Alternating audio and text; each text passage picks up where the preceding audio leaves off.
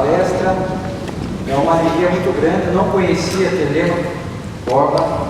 Estou participando da conferência do interior já há alguns anos. Para mim, então, foi uma alegria muito grande conhecer uma cidade nova, um movimento espírita novo, uma URI nova, como foi dito.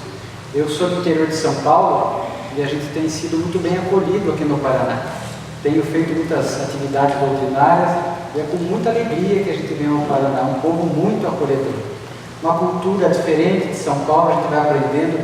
Hoje eu fui tomar um café com leite na padaria, sentei lá e pedi uma broa. Aí a moça me trouxe um pão diferente do que eu estou acostumado em São Paulo. Eu falei, não, mas não é esse que eu quero. Fui lá e mostrei para ela, que é a broa para mim. É o pão de minuto, é isso que chama? Pão de minuto. Não, isso é pão de minuto. Já aprendi, mas broa é pão de minuto. Quem está certo ou errado eu não sei, mas a broa em São Paulo é o pão de minuto daqui, que por sinal estava muito bom.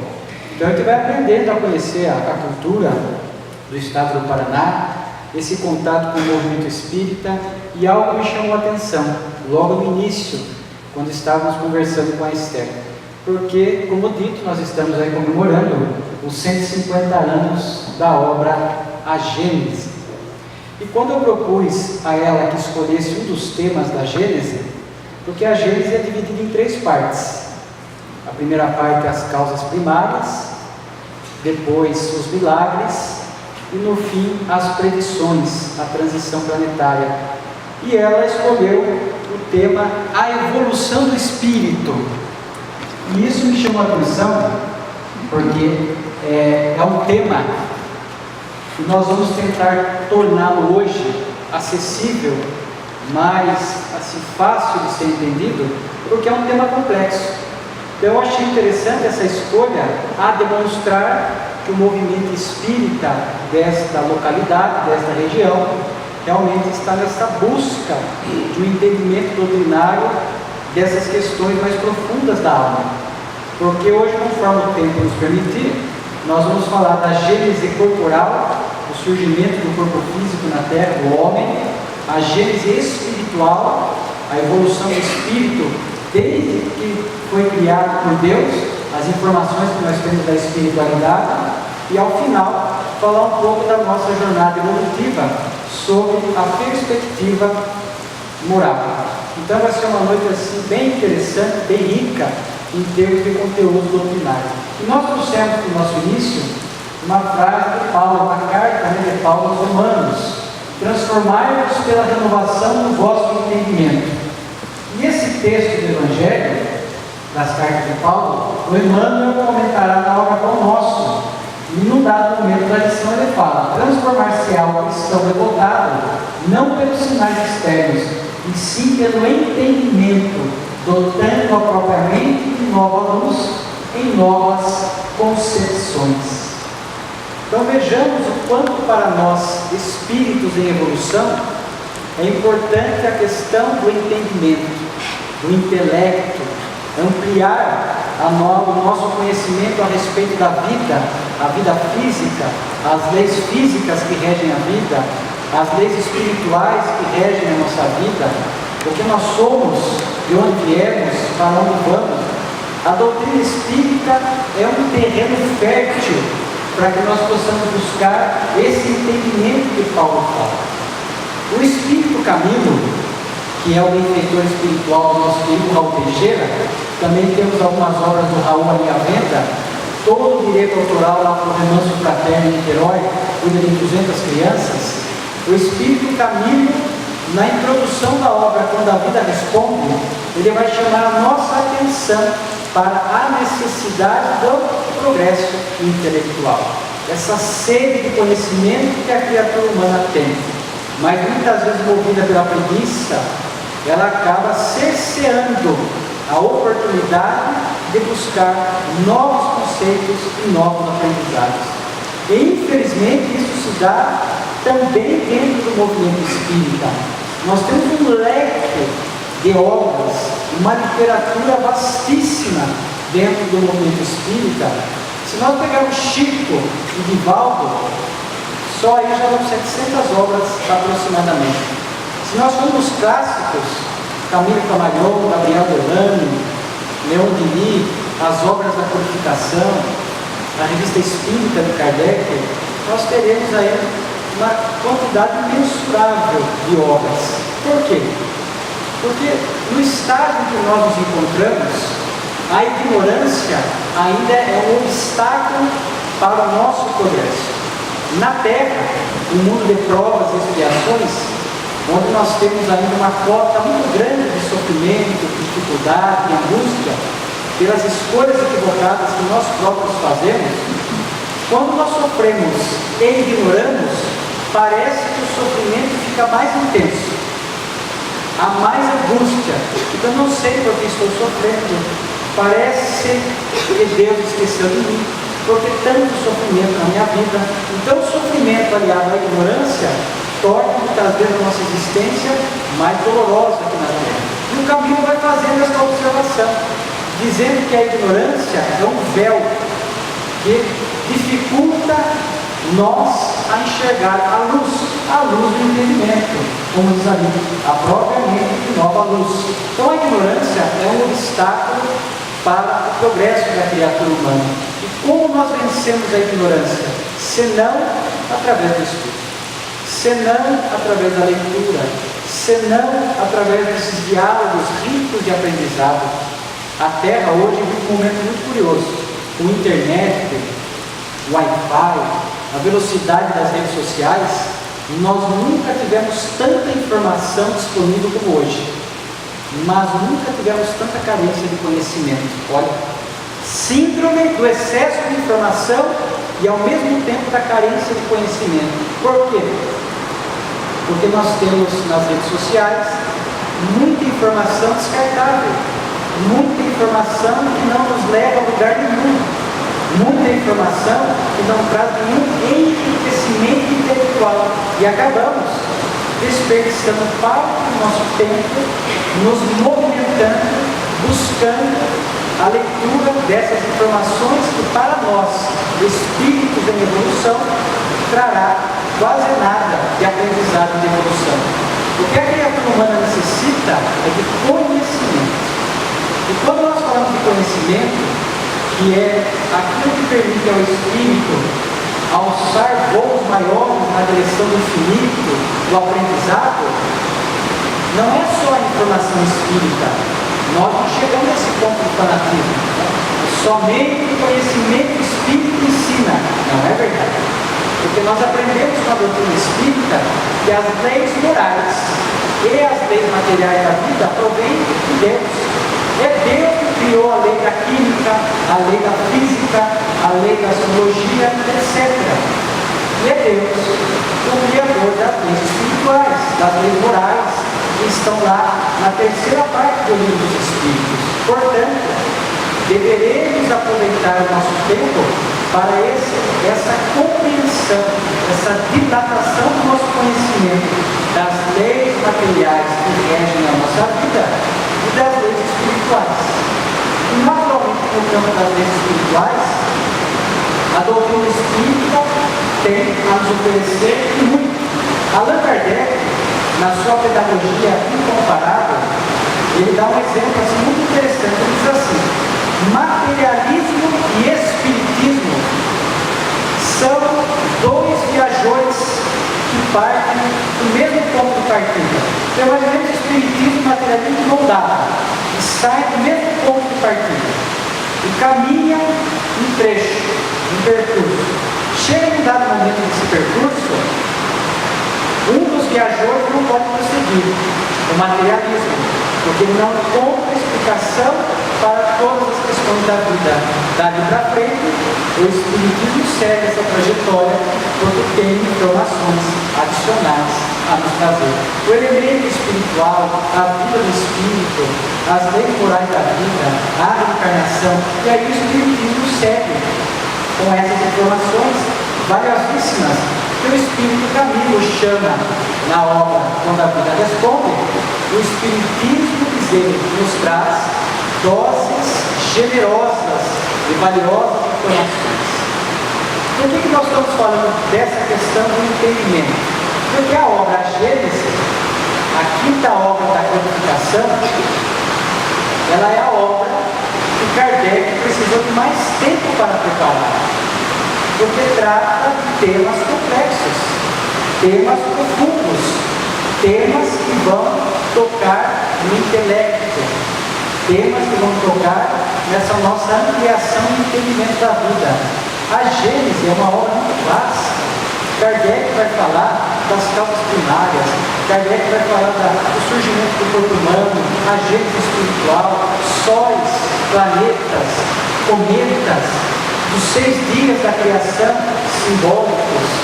Kardec vai falar dos milagres, das curas de Jesus, dos fluidos, vai falar dos sinais dos tempos, da nova geração. É um livro muito rico no que diz respeito ao entendimento. Os temas ali tratados, na sua maioria, estavam ali aguardando o tempo oportuno de chegar. Então, é uma obra que é o desdobramento da primeira parte do Livro dos Espíritos, das causas primárias. É a obra que Kardec veio trabalhando na Revista Espírita. Porque a obra que nós lançamos ano passado, ela fala da Revista Espírita. Para quem não conhece, a Revista Espírita, Kardec cuidou da Revista Espírita diretamente durante 11 anos e 4 meses. Era a tribuna do Espiritismo, era uma revista mensal. E muitos temas Kardec usava a Revista Espírita como um terreno de ensaio. Ele próprio fala disso na obra Gênese, na introdução. Então, muitas dessas ideias profundas, complexas no campo do entendimento, Kardec lançava na Revista Espírita e aguardava a reação, a opinião dos homens, a opinião dos espíritos. Muitos temas Kardec foi confirmando através da universalidade dos ensinos, lançando na Revista Espírita. Ele lançava um tema e logo depois os espíritos começavam a se manifestar nas casas espíritas a respeito daquele tema e mandavam uma carta a Kardec: olha, na nossa sessão mediúnica, o espírito sobre aquele tema que você lançou na Revista Espírita se comunicou assim, envia uma outra comunicação de médiuns que não se conheciam, de cidades distintas, e nisso Kardec poderia ir formando o que ele chama a unidade do Espiritismo, que está alicerçada na lógica e na universalidade dos ensinos.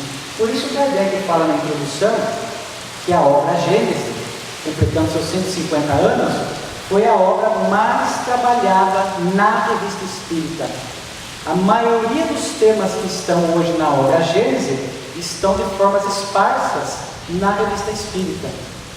Então é um livro que a gente faz uma conexão com a Revista Espírita. Infelizmente, a Revista Espírita muito pouco estudada no movimento espírita, que neste ano completa 160 anos da Revista Espírita. Mas é uma data que ficou um pouco abafada, um pouco esquecida, por conta dos 150 anos da Gênese. Mas nós vamos procurar, ao longo da nossa fala aqui, trazer alguns textos a respeito da Gênese que estão na Revista Espírita e que são de suma importância para que nós possamos receber essas doses generosas de informação que o Espiritismo traz para esse maior entendimento a respeito da vida.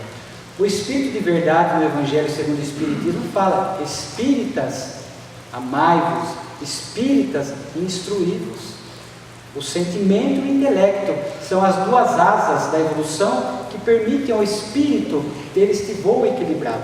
Então, tanto o intelecto quanto o sentimento são importantes. E a Gênese vai trabalhar, sobretudo, essa questão do intelecto, que formará uma base equilibrada, uma base sólida, porque está alinhada com a ciência, como nós veremos, está alinhada com o Evangelho de Jesus, para que com esse intelecto equilibrado, com esse intelecto alinhado, nós vamos poder, no campo do sentimento, alçar voos muito maiores. E algo interessante que nós vamos encontrar na Revista Espírita, é algo assim muito curioso. Na Revista Espírita, de janeiro de 68, Kardec ali já anuncia a venda da obra Gênese. Dia 6 de janeiro de 1868, ali Kardec anuncia: está aqui sendo lançada a 5ª obra da codificação. A obra foi tão importante, teve uma repercussão tão grande, que na Revista Espírita de fevereiro de 68, Kardec anuncia já a segunda tiragem da obra, que em menos de um mês, ou pouco mais de um mês, já estava se esgotando a primeira edição, e Kardec já preparava o lançamento da segunda edição. E isso ele noticia em fevereiro de 68. E nós vamos encontrar nessa mesma revista de fevereiro de 68, essa pérola, que é uma mensagem do Espírito São Luís, fazendo referência à obra A Gênese. Olha a importância da obra. Com essa obra, o Espiritismo entra numa nova fase. Ao atributo de consolador, alia o de instrutor e diretor do Espírito, em ciência, em filosofia, como em moralidade.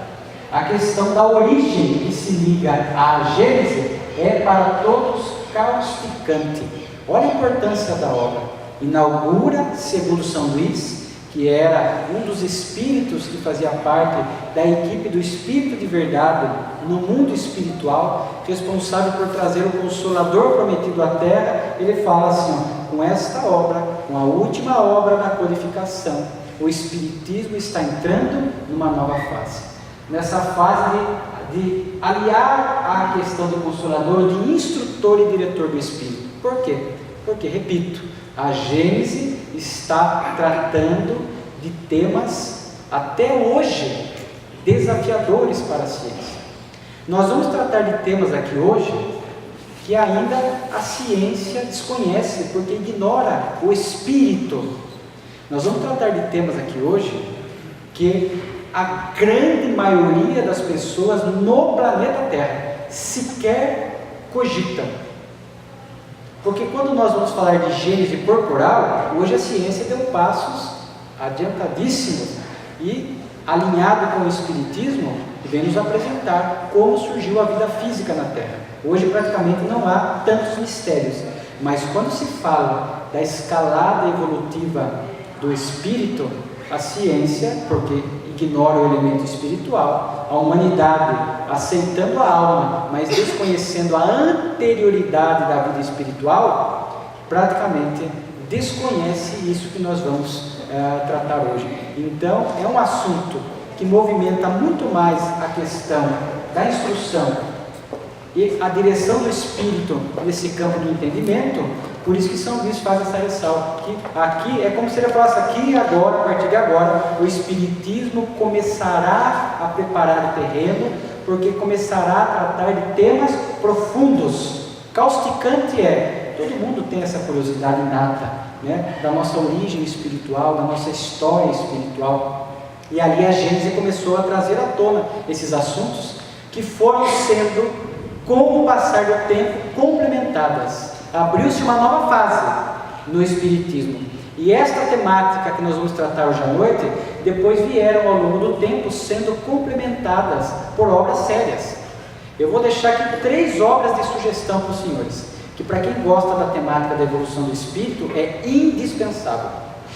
A Caminho da Luz, de Chico Xavier, pelo Espírito André Luiz. A Caminho da Luz é do Emmanuel. Evolução em 2 Mundos, do Espírito André Luiz, também pelo médium Chico Xavier. E uma obra esquecida, de Gabriel Delany, Evolução Anímica. Quando você pega a base que a Gênese trouxe nessa nova fase, e principalmente essas 3 obras, abre-se para nós uma perspectiva evolutiva impressionante. Impressionante.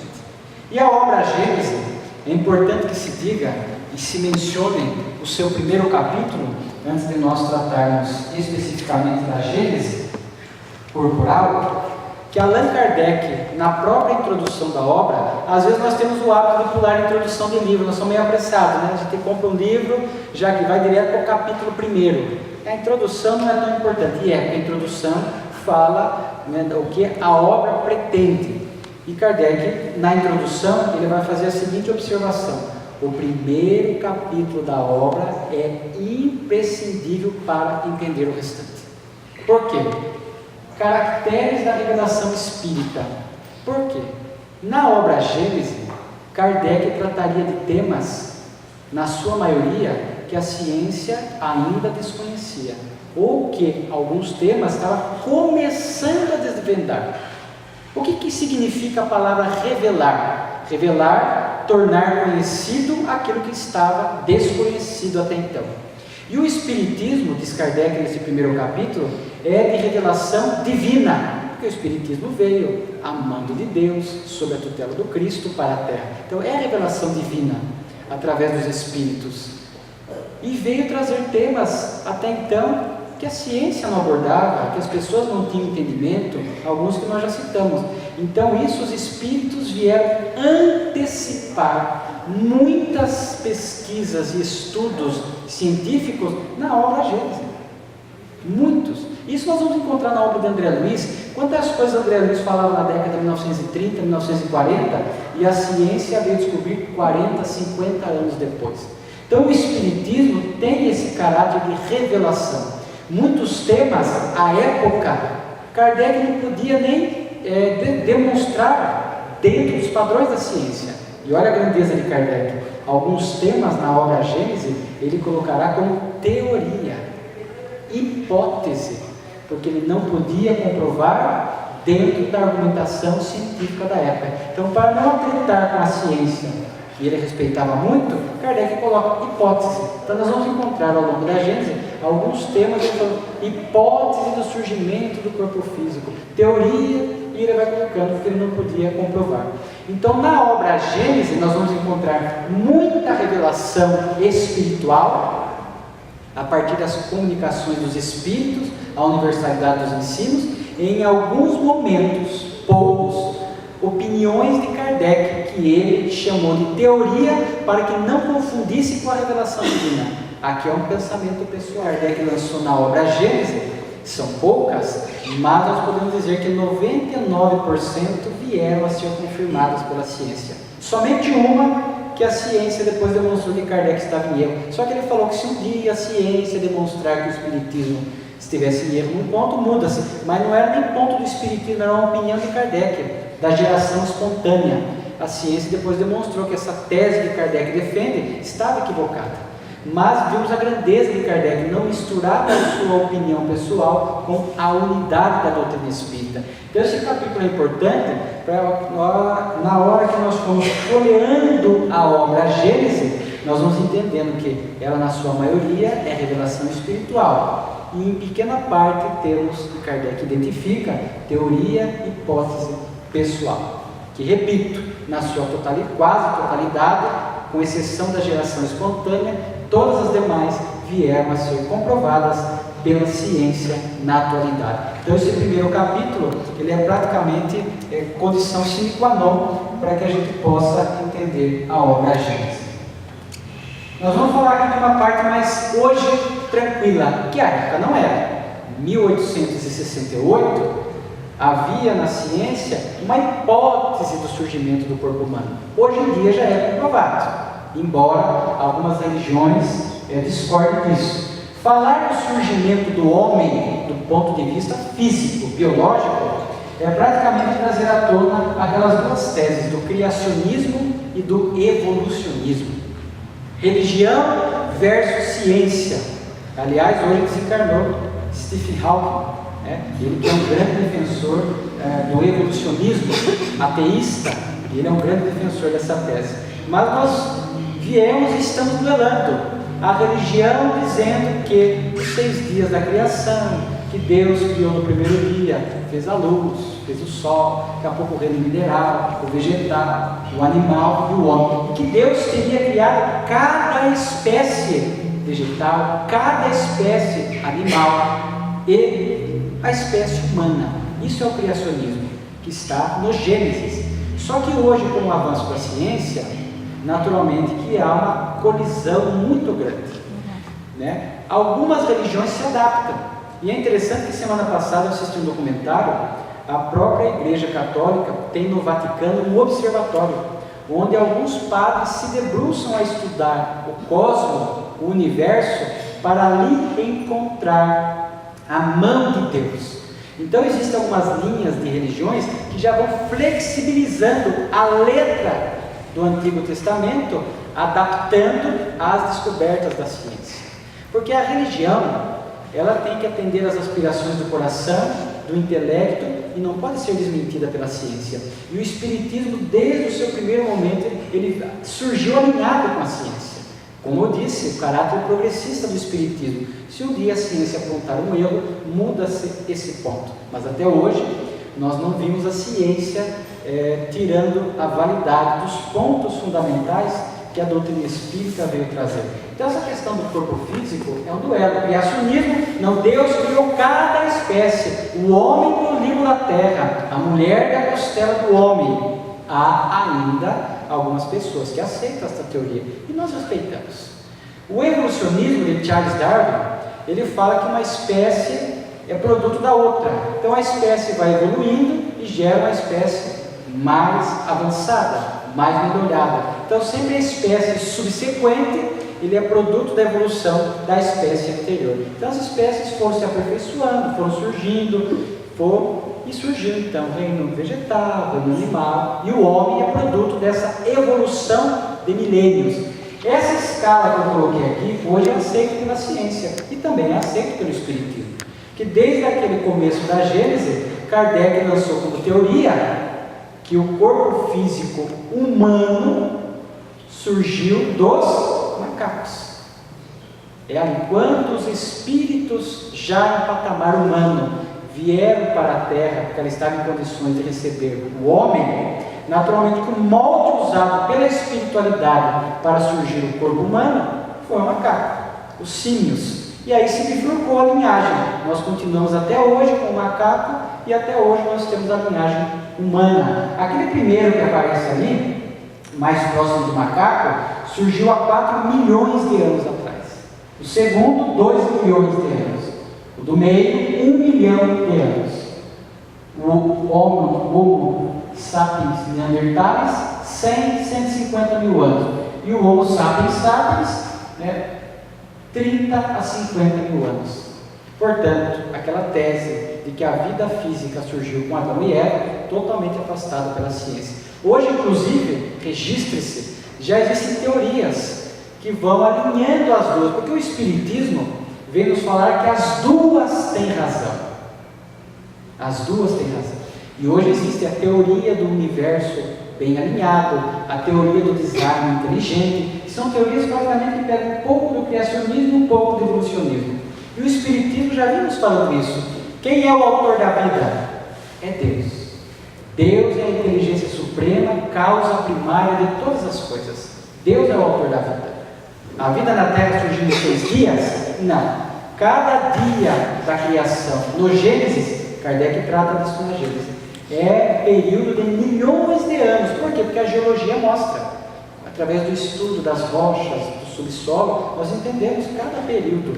Então a Terra foi sendo habitada como está no Gênesis? Foi. Mas isso foi produto de milhões de anos. Mas o autor da vida é Deus. E a partir dali, foram surgindo através da evolução das espécies, com a mão da espiritualidade superior, é que o planeta Terra foi sendo habitado. A caminho da luz é notável, a evolução em 2 mundos também. Então a imagem inicial que foi colocada pela Federação Espírita do Paraná, o vídeo da conferência, a caminho da luz está lá, a Terra se formando há 5 bilhões de anos atrás aproximadamente, aquela massa incandescente, as altas temperaturas, as tempestades, o frio, os lagos, é dessa forma que de fato a Terra foi surgindo. Chegou um dado momento que já poderia haver o reino mineral, logo depois o vegetal, vida aquática, depois fora da água, depois foi surgindo também a vida animal e depois o reino hominal. Mas tudo, aí o Espiritismo vem nos mostrar a grandeza, tudo com a supervisão da espiritualidade. É bonito quando você vai ler a obra Caminho da Luz, porque o Emmanuel diz assim: arquitetos siderais, espíritos que são verdadeiros engenheiros, amando do Cristo, foram formando o planeta Terra. Pressão atmosférica. Quando a Terra estava em condições de habitabilidade, surgiu o reino mineral, depois surgiu o vegetal, tudo com a mão da espiritualidade. Particularmente, eu noto mais a grandeza e a harmonia de Deus na criação dessa forma, do que simplesmente eu faça-se a luz e num dia, e no outro dia, e a criação tudo muito rápida. A grandeza de Deus nós notamos nos detalhes, na forma de executar. Não é assim que a gente muitas vezes avalia um músico, na forma de executar. Não é na pressa de tocar uma música, é na arte, naquele tempo, no esmero que ele tem. Então Deus, da mesma forma, quando a gente vê na literatura espírita, nessa compreensão maior a respeito da vida, ali nós vamos ver a grandeza de Deus, a perfeição de Deus, a criação, através desses espíritos que foram tutelando Deus na criação divina, e o planeta Terra foi se formando sequencialmente. Então, a evolução e as espécies foram evoluindo, uma a partir da outra, com a mão da espiritualidade. Essa questão do corpo físico, quando os espíritos, é interessante que na literatura espírita nós vamos encontrar duas expressões que eu acho interessante explicar. A primeira delas, vocês vão ouvir falar de protoplasma. Protoplasma é o embrião da vida física. Então a Terra desde o início já tinha esse protoplasma em estado latente, para no momento próprio em que o planeta tinha condições de habitabilidade, a vida física ia surgindo naturalmente com o controle da espiritualidade. E a partir do momento que a vida física surgiu, e iam surgindo os reinos variados, aí vieram para cá também, nós vamos encontrar essa expressão, as mônadas celestes, os princípios espirituais nos seus estágios iniciais de evolução, para vir habitar o planeta Terra, começando, conforme nós vamos ver, reino mineral, vegetal, animal e o reino nominal.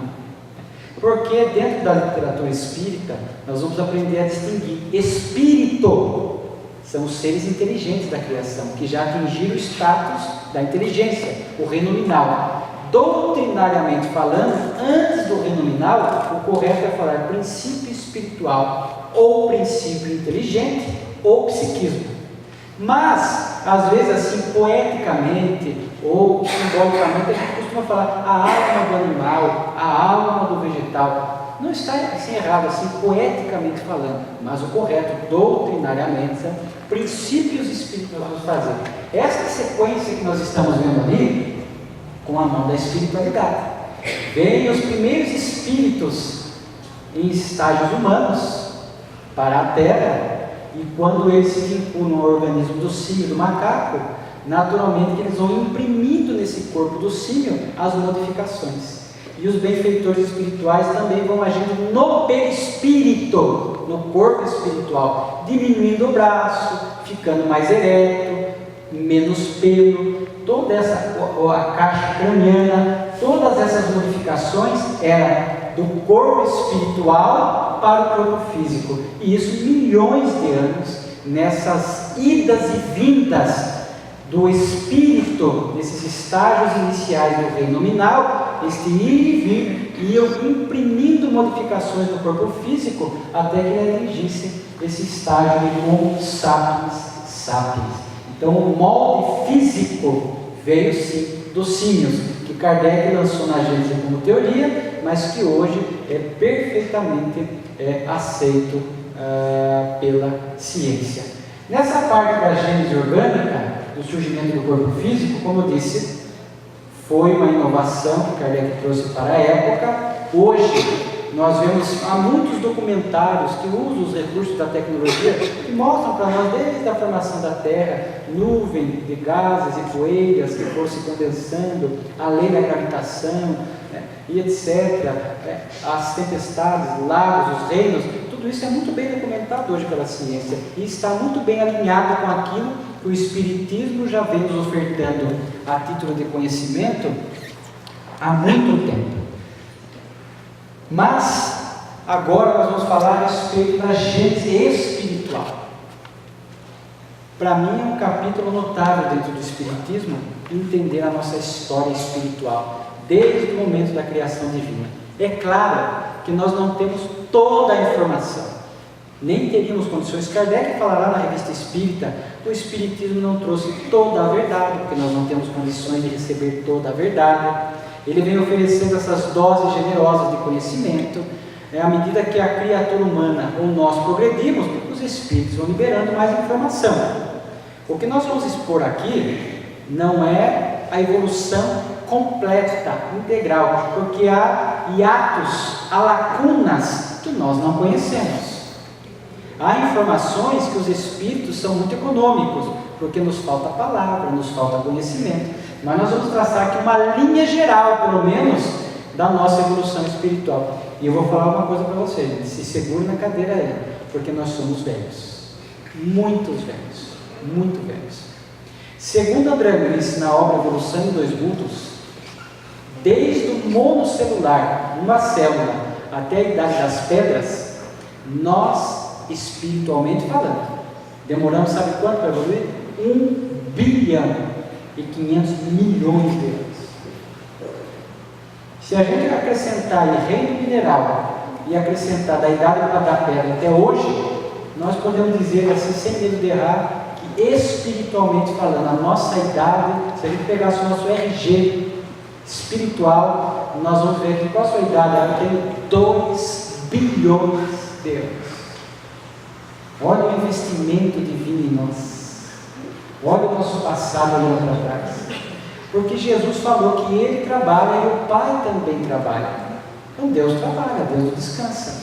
E uma das atividades de Deus que nos é dado compreender é a criação. Deus está incessantemente criando princípios espirituais. Assim como nós somos criados há aproximadamente 2 bilhões de anos atrás, ou até um pouco mais. Como Deus cria o princípio espiritual, nós não sabemos, não há informação.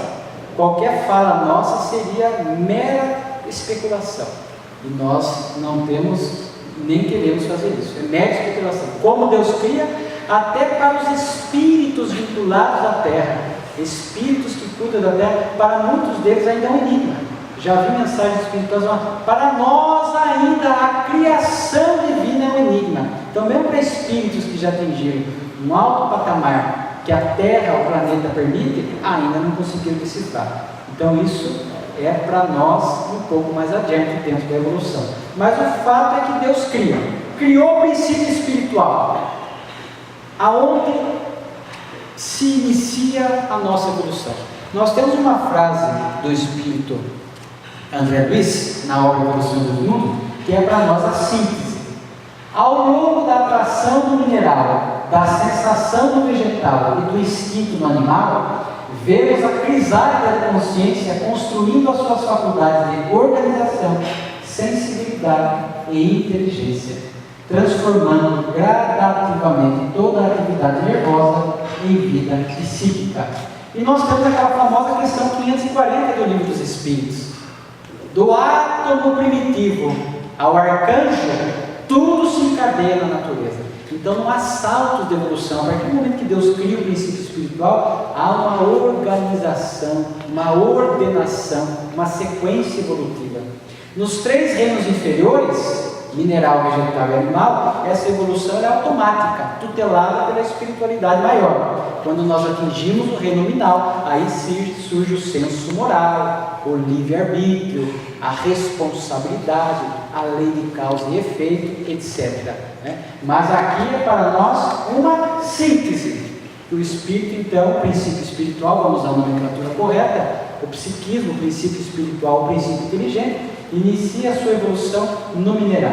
Aí eu sei que todo mundo está perguntando, até eu escrevi um artigo num dos meus livros sobre essa questão que eu me debrucei, conversei um pouquinho com o Divaldo, conversei um pouquinho com o Raul Teixeira, fui estudar algumas obras, aí fui estudar um pouquinho de química, que não é minha área, para a gente poder entender como é que se dá essa questão, qual a utilidade da passagem do princípio espiritual no reino mineral. Algo que eu gostaria de acrescentar: no movimento espírita há um pequeno grupo de estudiosos espíritas, oradores, que não admitem a passagem do princípio espiritual pelo reino mineral. Só que está em André Luiz, está na Revista Espírita. Kardec coloca ali uma mensagem que fala desses reinos inferiores da criação, que princípio espiritual passa por ele. Se Kardec colocou o texto na Revista Espírita, é porque ele consente com a ideia, que se ele não consentisse, ele sequer publicaria na Revista Espírita. Nós vamos encontrar no Livro dos Espíritos, eu cito no artigo do livro, nós vamos encontrar na obra Iluminação Interior da Joana de Ângeles, falando do psiquismo do reino mineral. Ela fala assim: sono profundo no mineral. Nós vamos encontrar Emmanuel na obra O Consolador, questão 79, falando da evolução. Ele fala reino mineral é a atração. Nós vamos encontrar caminho, ou seja, há todo um embasamento doutrinário para que o princípio espiritual passe pelo reino mineral. Bom, Alessandro, o que representa? Nós temos pouquíssimas informações. O que eu posso dizer aos senhores, conforme Joana fala e nos nossos estudos, Deus acabou de criar o princípio espiritual. O que é o princípio espiritual? É um foco de energia. Energia por falta de palavra melhor para se expressar, porque o princípio espiritual não é dessas energias que nós conhecemos. Porque Kardec, no Livro dos Espíritos, fala Deus, Espírito e matéria. Energia é matéria. Então, por falta de uma palavra melhor, é uma energia diferente dessa que nós conhecemos. Um foco de energia. Deus acabou de criar. Essa energia inicial desorganizada necessita de estrutura. O reino mineral que representa para o princípio espiritual essa formação estrutural inicial.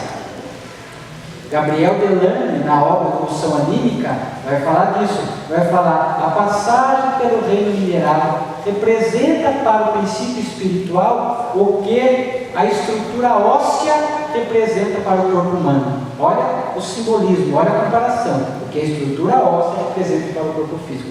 Estrutura. Mas em que momento o princípio espiritual participa do reino mineral? Aqui é uma questão bem interessante. Nós vamos tentar trazer alguns exemplos para ficar bem claro. O reino mineral, ele é composto de minerais, rocha, pedra, cristais. Eu sei que os senhores estão pensando: Alessandro, se eu for lá fora e trazer uma pedra aqui para você, tem princípio espiritual na pedra? Tem ou não tem? Tem ou não tem? Não tem. Eu vou explicar o porquê. Por quê? O princípio espiritual, ele participa num dado momento, na formação só. Quando nós sabemos que a atração nos remete a átomo. Para formar qualquer estrutura material, é átomo se juntando a átomo, formando molécula, certo? Então, quando um átomo se junta a outro por lei de atração, é um fenômeno físico, químico, energético. E a hora que dois átomos ou mais se juntam para formar uma partícula e há este fenômeno físico, químico envolvido, é nesse momento que o princípio espiritual se beneficia desta atração para ir organizando. Por isso que no texto que nós colocamos fala de organização, organizando a sua estrutura energética. Na cozinha, se eu pegar um punhado de sal de cozinha na mão aqui, tem princípio espiritual? Não. Mas quando esse sal se formou, tinha. Quando juntou um átomo de cloro mais um átomo de sódio e formou o cloreto de sódio, na hora que houve essa vinculação atômica, molecular, o princípio espiritual inicial, tutelado pela espiritualidade, ali estava presente, se beneficiando desse fenômeno atrativo dos átomos, que repercute na sua estrutura energética inicial. Mas ele não fica ali indefinidamente, é só no início. Logo depois a espiritualidade tira aquele princípio espiritual. Não tem sentido. Quanto tempo tem uma pedra, o princípio espiritual fica lá, no sal da cozinha, você está temperando lá, coitado dos princípios espirituais, né? Não tem sentido. Madeira. Outro dia eu estava conversando com o colega sobre: Alessandro, mas tem princípio espiritual na madeira, porque ele tem célula, tem átomo. Não tem, porque a madeira é do reino vegetal. Lá no início tinha. A partir do momento que a madeira foi cortada, né, que houve a morte, entre aspas, né, ela já não tem mais princípio espiritual. Então vejamos que o princípio espiritual participa só na formação, na origem, se beneficiando daquele fenômeno que eu citei. Mas ele não fica ali, não fica na pele, não fica no sal de cozinha, não fica na mesa. É só num dado momento com a supervisão da espiritualidade. Ali ele passará nessa experiência do reino mineral, como diz, milênios, milhões de anos, até que ele consiga uma organização estrutural energética. Daí, nós damos prosseguimento à nossa evolução espiritual, que está na obra Evolução em 2000. Aí, diz André Luiz, que nós iríamos, não sei, porque nós não temos informação entre esse ato, entre esse elo de ligação entre mineral e vírus e bactéria, mas ali ele fala. Logo mais, vamos iniciar as nossas experiências no vírus. O vírus é o organismo mais simples que nós temos, ele é acelular, ele é um parasita intracelular, ele fica dentro da célula se alimentando. Então já tem ali uma função. Logo mais as bactérias já é monocelular. Então o princípio espiritual estagia no vírus, acelular, depois estagia nas bactérias. Aí você fala desse sangue, mas para que precisa? Tudo tem uma utilidade. Eu, quando falo para os jovens, durante algum tempo eu dei aula para os jovens, para ficar fácil de entender, eu diria assim: se você pegar um computador, tiver só o computador, sem nenhum aplicativo nele, para que serve o computador? Não tem o Windows, não tem o Word, não tem PowerPoint, não tem absolutamente nada, qual a utilidade? Nenhuma. O hardware só não faz nada. Assim é o princípio espiritual do início, ele precisa ganhar funcionalidade, complexidade. Esses reinos inferiores da criação são para dar isso, complexidade, estrutura. Por que a gente respira hoje de forma automática? Porque começamos lá atrás. As nossas funções, essas complexidades que nós temos, tudo vem sendo ensaiado e aprimorado ao longo do tempo. Então tem uma utilidade. Nós somos hoje o que somos por conta dessas experiências de milênios nesses reinos inferiores. Na bactéria, por exemplo, começou a reprodução assexuada. Logo depois, nós vamos aqui um momento para vocês, enquanto no projeto ali, aí o reino vegetal, onde começa nas algas nadadoras, logo as algas verdes. Há uma sequência que a espiritualidade cuida. Vocês percebem? Há uma organização, um planejamento evolutivo, há uma sequência lógica de aprendizado. Como o aluno passa na escola primeiro, segundo, terceiro, quarto, quinto ano, há uma pedagogia. Na evolução também há uma pedagogia divina. Há uma linha de aprendizado, há uma linha mestra de evolução. Não é saltitando aqui para colar, há uma sequência. No reino vegetal, nós vamos unir as experiências no campo das sensações, da vitalidade. A planta já tem vida orgânica no vegetal, já há o princípio vital que está no livro dos Espíritos. No mineral não, é uma vida inerte, sem o fluido vital. Por isso que o princípio espiritual não fica, é uma vida inerte, é só naquele primeiro momento. No reino vegetal nós já temos princípio vital, já a sensação. Hoje existem até equipamentos que monitoram as plantas. Já viram experiências de música com as plantas?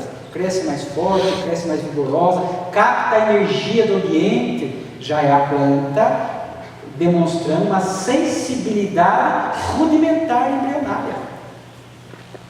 É no reino vegetal que nós vamos aprender alimentação, respiração. Já há uma vida organizada. O nosso sistema nervoso de hoje foi o caule de ontem. Já há uma vida organizada nas plantas. Então nós passamos milhões de anos no reino vegetal aurindo essas experiências tuteladas pela espiritualidade maior, até que chega um momento de transição. Já ouviram falar de planta carnívora? A planta já tem uma sensibilidade. A mosca pousa ali, ela já identifica e já se alimenta da mosca. É o elo dos zoófitos que chama, já é o elo de transição entre o reino vegetal e o reino animal, que ali nós vamos trabalhar o instinto, que é a base da nossa inteligência. A nossa inteligência de hoje foi sendo trabalhada durante milhões de anos no animal. Os animais mais atrasados do ponto de vista da evolução, ele é instinto puro. É uma ação maquinal. Se você pegar um peixe, quem gosta de pescar aqui? Se você jogar uma isca, o peixe comer, por mais que ele sofra no anzol, se você jogar ele de novo e jogar a isca de novo, ele não vai comer? Vai comer, ele vai pegar, vai se machucar, você tira ele de novo, joga a isca, ele vai comer de novo, ele é instinto puro. O peixe não tem conduta imprevisível, é totalmente previsível. Quanto mais previsível é o comportamento do animal, mais instinto ele é, mais atrasado na evolução dentro do reino animal, porque é uma linha pedagógica, não vai saltando de um animal para outro sem que não haja ali uma pedagogia e experiências alinhadas no campo da evolução. Há espíritos que cuidam desses reinos inferiores da criação. Na revista espírita, há um espírito que trouxe muitas notícias do reino animal, o espírito Charlie, e nós que temos animais domésticos, o cão, o gato, é muito interessante à luz da doutrina espírita estudar, porque hoje nós sabemos que o princípio espiritual que está ali no nosso animal será o homem de amanhã. Olha a visão espírita. Pouquíssimas religiões, alguns acham que a alma do animal vai ser sempre animal. O Espiritismo não apresenta essa escalada evolutiva, né? Então há uma linha sequencial. Gabriel Delane, na obra Evolução Anímica, estuda isso e é muito interessante. O animal ele vai deixando o instinto e já vai, num dado momento, apresentar a inteligência rudimentar para a sobrevivência, mas já vai apresentar uma inteligência. O cão de casa, quem tem cachorro em casa? De vez em quando o cão não tem um comportamento imprevisível? Tem, ele já começa, já não é mais só instinto, ele já começa a ter uma inteligência. Chama o cão uma vez e puxa a orelha dele. Chama logo em seguida e puxa a segunda vez. Chama a terceira vez ele vem. Ele já fica meio desconfiadão, já vai embaixo da mesa, né? Ele já está antevendo que se for vai ter um puxão de orelha. O Gabriel Delane traz várias histórias do reino animal, onde ele demonstra a inteligência já sendo trabalhada e algumas emoções rudimentares. O cavalo de corrida, quando ele é aplaudido, ele já demonstra assim, um certo orgulho embrionário.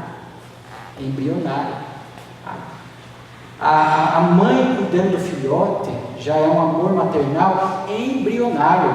Quantas histórias de cão salvando cão, cão salvando criança, cão salvando dono, o cão que o dono morre, fica depressivo, o cão que vai lá na porta do hospital onde o dono está. Olha que interessante, já é um comportamento que está já mais perto da inteligência rudimentar do que do instinto.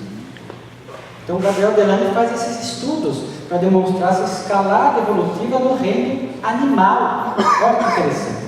Mas agora, para quem gosta da doutrina espírita, se aprofundar, vou trazer um assunto assim que também escrevi um artigo a respeito em uma das minhas obras, que é a questão da individualização. Há um texto na revista Espírita, que nós vamos até citar, que é bem interessante. A alma do animal não se reconhece após a morte. É um conjunto confuso de germes que podem passar para o corpo de tal ou qual animal conforme o desenvolvimento adquirido. Não é individualizada, contudo direi que em certos animais, mesmo em muito, é individualizada. Revista Espírita, Espírito Chama. Olha que interessante. Então ele fala, não é e é. Por quê? Já ouviram falar de alma-grupo? O oriental usa muito isso. E aí o Espírito Chá está falando justamente isso. Num dado momento da evolução, é alma-grupo, é uma coletividade de princípio espiritual. No reino mineral, é alma-grupo ou princípios espirituais grupo? Não sei. No reino vegetal, como está falando de estrutura, pode ser que não sei, não temos informação. No reino vegetal, é bem provável que ali já comecem essas reencarnações coletivas e grupos. No reino animal, numa parte, como o próprio Chay fala. Nos animais mais evoluídos já não é mais, já é individualizada. Num dado momento do reino animal, individualiza, ou seja, é uma alma, entre aspas, para um organismo. O nosso cão tem um princípio espiritual já individualizado, o nosso gato, os animais superiores, o macaco, o golfinho, etc. O Dr. Jorge André escreveu um artigo muito interessante. Ele diz que a glândula pineal começa a surgir no réptil, que os cientistas chamam de olho pineal. Ali começa a individualização do princípio espiritual. Dos répteis para trás é alma-grupo. O que é alma-grupo? Uma coletividade de princípios espirituais vinculados àquele organismo, extraindo a experiência. Depois ela volta para a coletividade no mundo espiritual. Eu vou dar um exemplo para os senhores oriental com água. Um balde com água. Pegar um copo e tirar a água do balde. Estou com o copo com água aqui. Aí eu jogo tinta azul no copo. A água vai ficar que cor? Azul. Aí eu jogo essa água no balde de volta. Que cor vai ficar a água do balde? Azulada. Pode ser que a hora que diluir ali não vai ficar o mesmo azul, mas vai ficar um azuladinho ali.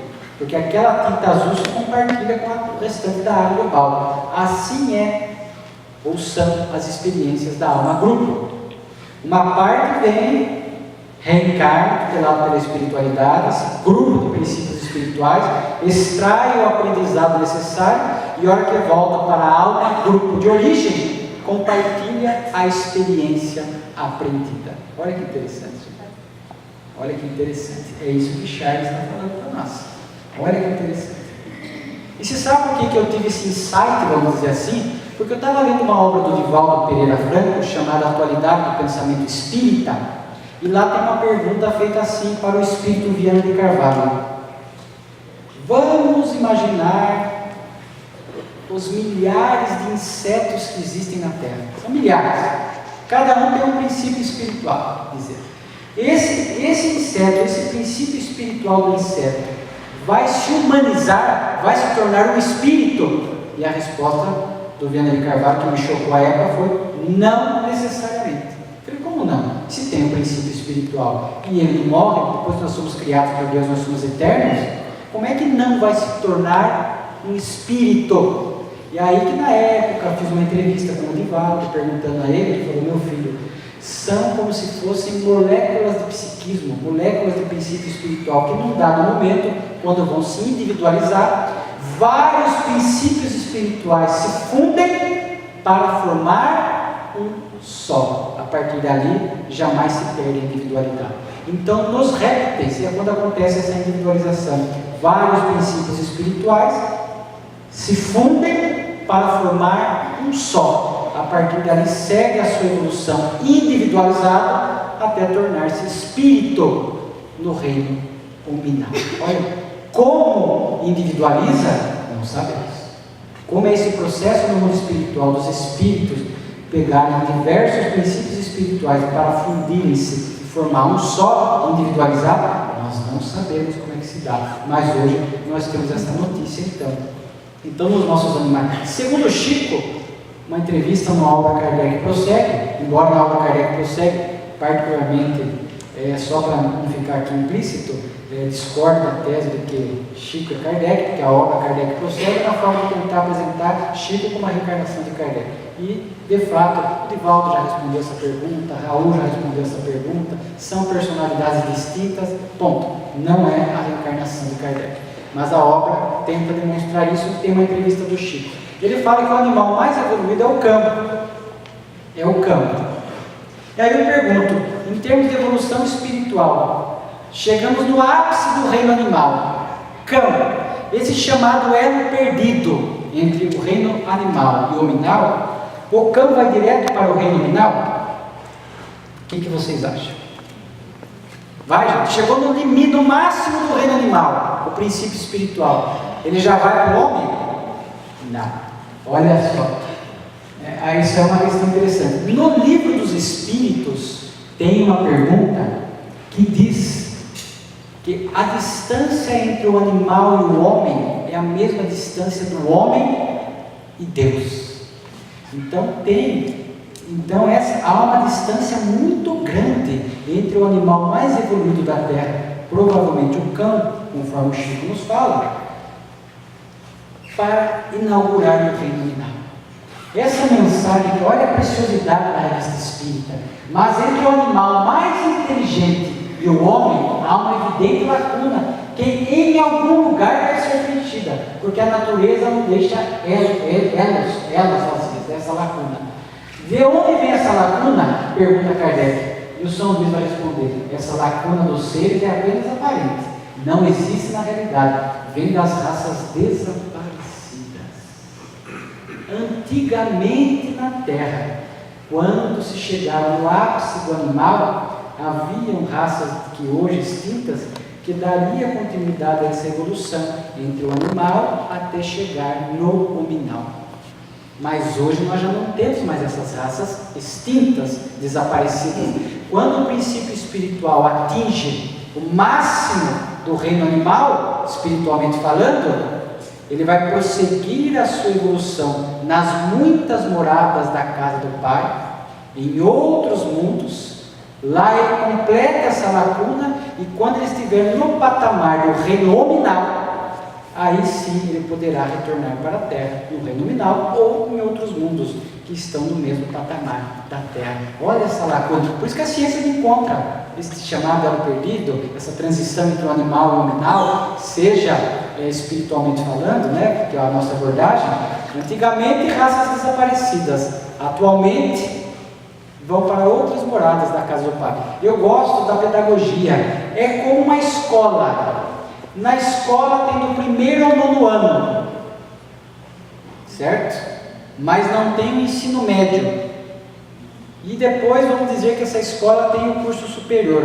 O aluno vem, estuda até o 9º ano, vai para uma outra escola, faz o ensino médio e depois retorna para essa instituição de ensino, prosseguir no curso superior.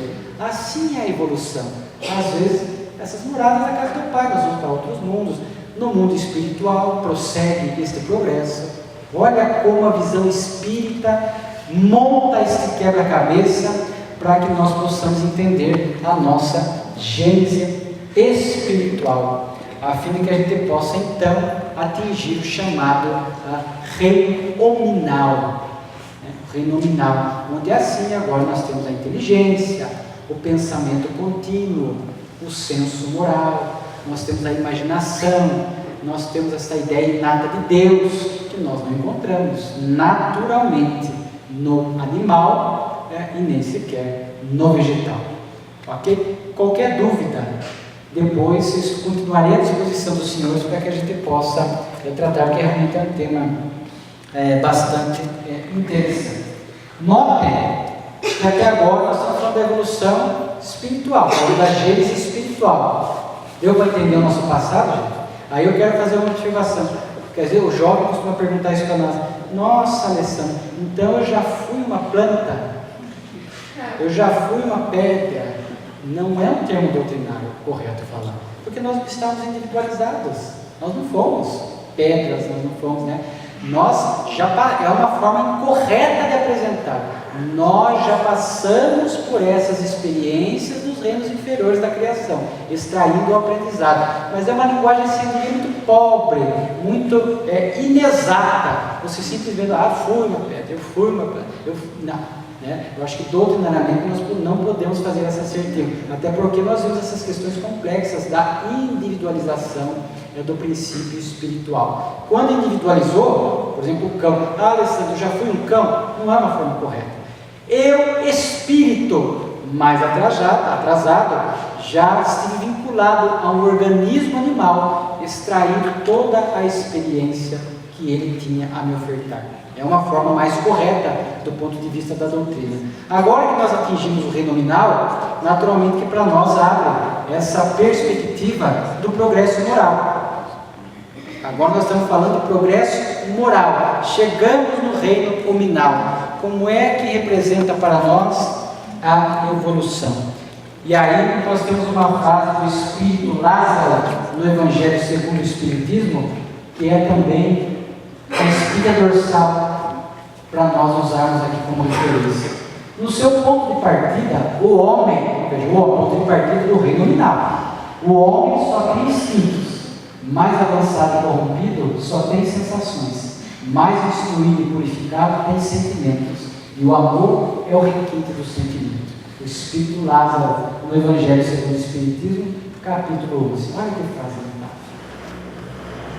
Ainda hoje nós vamos encontrar criaturas humanas, homens, que são mais instintos, que estão ainda, o instinto e sensações estão muito próximos. Então nós vamos ver muitos homens que pararam, estacionaram no processo evolutivo porque buscam apenas atender às satisfações materiais da vida. É um instinto, porque o animal praticamente é isso, o animal é instinto. Ele come, ele dorme, ele reproduz, atendendo aos imperativos do instinto de conservação. E nós, no reino mineral, trazemos esse instinto de conservação. É natural, porque o homem, nós, espíritos do reino mineral, não perdemos o instinto. Nós não temos que perder o instinto. Nós temos que purificar, sublimar através do conhecimento e através do sentimento.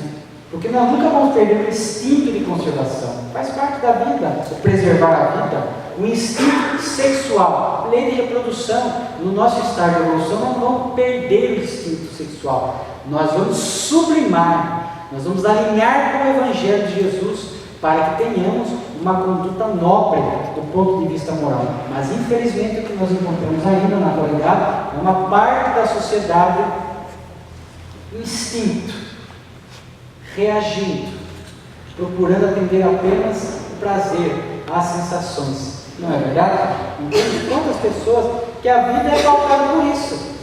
A pessoa quer descansar, só pensa em dormir, o outro só se alimentar, só se reproduzir. Então, há espíritos que são verdadeiros animais, vivem como animais, atendendo apenas aos caprichos da cultura de prazer impressionante.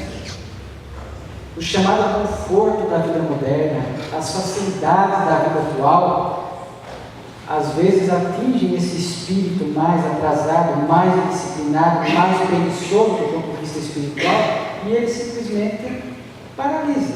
Ele leva uma vida, infelizmente, com esse perfil, com essa característica, amontoando uma cota de sofrimentos, porque quando nós nos afastamos da lei de Deus, que é a lei de amor, diz o livro dos Espíritos, nós somos infelizes. É por isso que nós vemos uma imensidão de criaturas humanas com esse vazio existencial, com uma cota de depressão enorme no mundo, hoje 500 milhões de depressivos, com angústia, com ansiedade.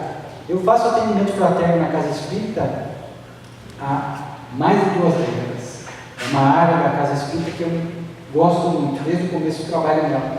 Quantas vezes eu atendi pessoas que chegam ali e falam: Alessandro, olha, é um vazio na alma, é uma tristeza, é uma carência, eu não sei bem o que é. Eu estou ali casada, eu tenho filho, estou trabalhando, etc, etc. Mas é um vazio, por quê? Porque ainda não despertou para o sentimento. Ainda leva uma vida muito sensação. É esse ciclo, essa repetição diária. Dorme, come, reproduz os caprichos da vida moderna e não busca espiritualizar-se, não busca se envolver com o problema alheio, não se vincula a uma tarefa assistencial, não se vincula a um tempo religioso. Nós vivemos hoje na Terra um período em que as pessoas não se vinculam mais para essas tarefas religiosas.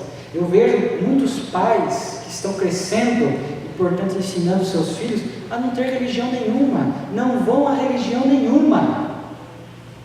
Aí os filhos crescem com esse excesso de tecnologia, com esse excesso de conforto, com esse excesso de distração da vida moderna, e às vezes é um espírito que ainda traz dificuldades morais, ainda está muito aprisionado às sensações, e ao encontrar uma família que estimula isso, e um meio que vem estimulando muito isso, é um espírito que tenderá a ficar estacionado.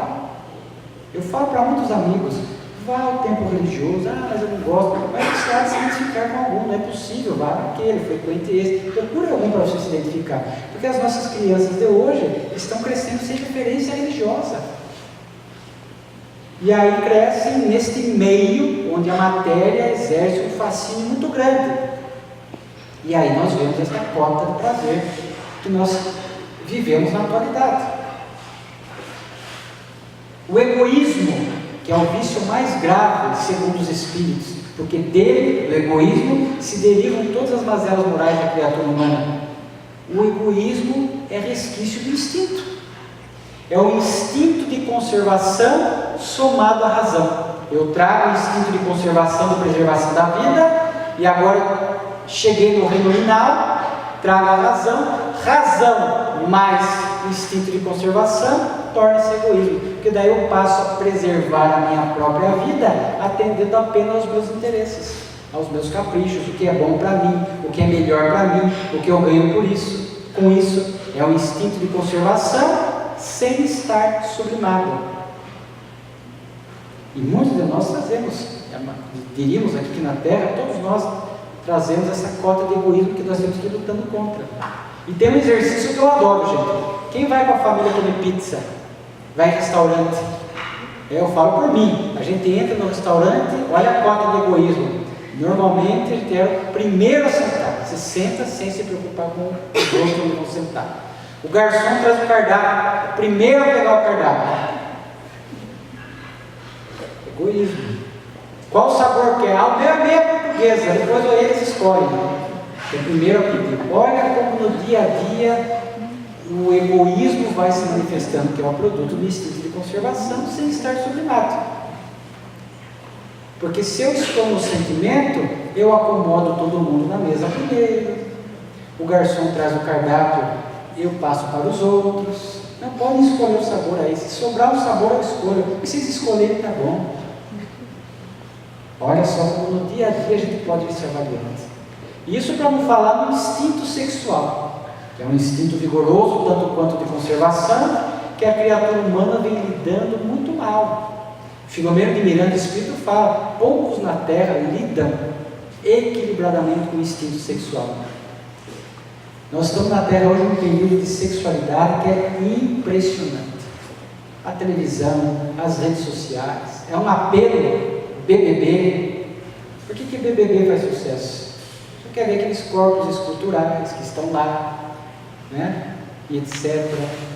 E a mídia, que por detrás da mídia há pessoas humanas administrando, escolhendo, escolhe aquilo que dá ibope. Ninguém vai pôr o que não dá ibope, dá ibope.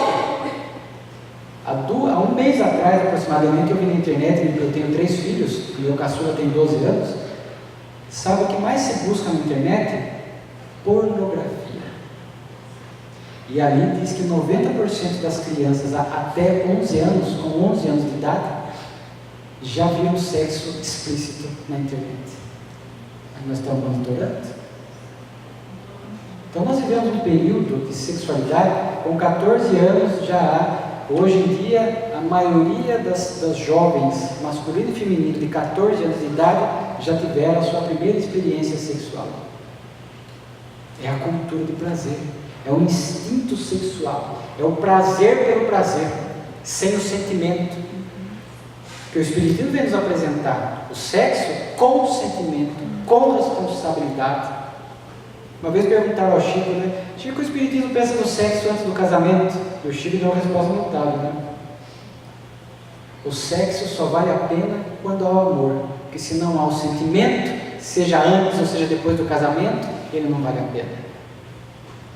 Só que os nossos jovens não aprendem isso conosco, não estão no tempo religioso, sublimando os instintos, e aí chega nessa faixa etária, onde a pressão é muito grande, nós vemos o instinto sexual, desgovernado, descontrolado, prazer pelo prazer, sem saber quem é o outro, e isso segue pela vida adulta, porque em 60% dos relacionamentos conjugais há adultério. O adultério nada mais é do que o instinto sexual, também descontrolado, que é a busca do prazer sexual fora do casamento.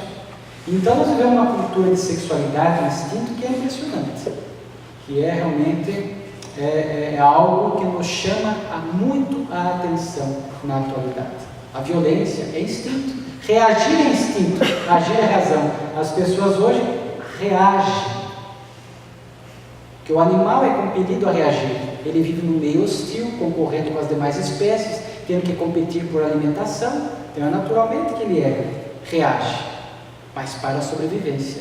O homem reage, e às vezes reage com requintes de crueldade. Então nós estamos num momento em que nesse progresso moral é a hora de despertar o sentimento. Por isso que nós estamos vivendo aquela terceira parte da Gênese. Os tempos são chegados, a transição planetária. O homem fez um progresso intelectual tremendo. Nós vimos aí quanto a sociedade avançou nos últimos 100 anos, Mas infelizmente paramos ali em linhas gerais, paramos ali nas sensações. É o momento do homem fazer essa leitura do Evangelho e transitar para o sentimento, para que daí sim o sentimento nobre, o amor, a gratidão, a humildade, a paciência vão preenchendo esses escaninhos da alma, esses vazios, e aí sim nós vamos despertando para a felicidade, para a plenitude, não para a felicidade absoluta. Na terra é a felicidade relativa, mas já começamos desde já no corpo, através das experiências do sentimento, alicerçado pelo intelecto equilibrado, nós já vamos experimentando essa gratidão, essa alegria de viver. É impressionante. Então, o momento da terra, dentro desse progresso moral, é a hora do sentimento. É a hora que a criatura humana vai começar a valorizar, nessa transição planetária, a importância do sentimento, sobretudo, como diz Kardec na obra Gênese, sobretudo quando nós falamos da fraternidade universal. Da fraternidade universal. Sublimar os instintos, para que nós possamos transitar aqui na Terra, realmente alinhados com o Evangelho, alinhados com o Espiritismo. Quando nós estudamos essa gênese espiritual, esse progresso moral, realmente nós vamos percebendo o quanto Deus vem investindo em nós. Bilhões de anos. Nós falamos um pouco do passado, falamos um pouco do presente, avaliar o nosso progresso moral. E agora nós abrimos o nosso horizonte para o futuro, o potencial que temos. Porque quando diz que nós somos criados à imagem e semelhança de Deus, não é fisicamente, porque alguns ainda nos apresentam aquele Deus de barba branca, idoso, etc. Viana de Carvalho nos fala, criados à imagem e semelhança de Deus, significa com este potencial divino. Nós temos dentro de nós esse potencial divino, seguido para a angelitude, instinto, sensação, sentimento e angelitude. Está latente dentro de nós. E é por isso que eu digo que essa forma evolutiva como a doutrina espírita nos apresenta, nós passamos a realmente a perceber a grandeza de Deus. Como a semente que é lançada no solo, ela vai unindo a alimentação do solo, mas dentro dela já tem em latência tudo o que ela precisa para se tornar uma árvore. Vem a chuva, vem o sol, e ali ela vai crescendo e se torna uma árvore vigorosa.